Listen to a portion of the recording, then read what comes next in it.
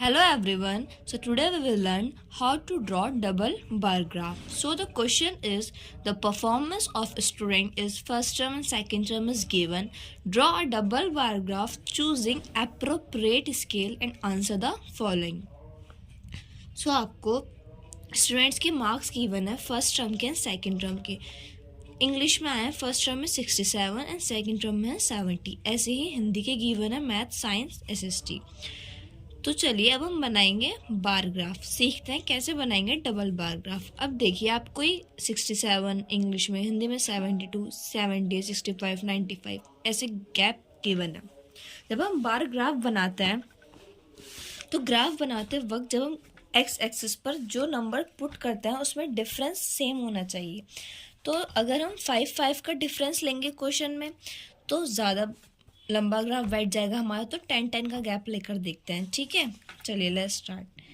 0, 10, 20, 30, 40, 50, 60, 70, 80, 90, 100. जो हमारी horizontal line है इसको तो बोलते हैं हम एक्स एक्सिस, और ये जो वर्टिकल लाइन गिवन है इसको बोलते हैं हम वाई एक्सिस. ठीक है, देखिए हमने जो वाई एक्सिस पर ये नंबर लिए हैं डिफरेंस सेम है ना. अब देखिए क्वेश्चन में इंग्लिश में है 67 फर्स्ट टर्म में. तो पहले 67 देखते हैं कहाँ आता है. Let's see. अब देखिए जो आपको बॉक्स है इसमें 10 लाइंस गिवन होती हैं. तो काउंट करके आप देखिएगा 1, 2, 3, 4, 5, 6, 7 यहाँ आ रहा है. सो 67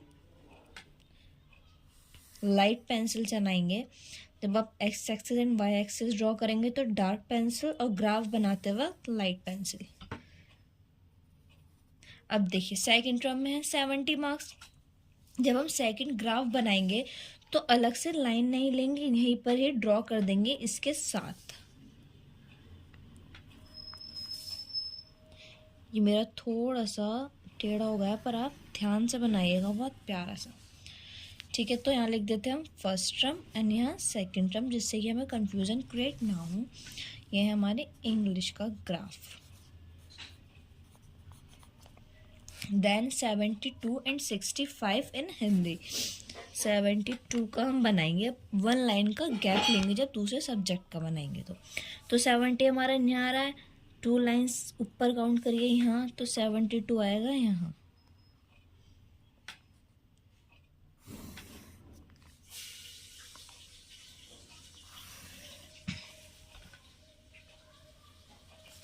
एंड देन 65, 60 यहाँ है तो 5 आएगा यहाँ. मतलब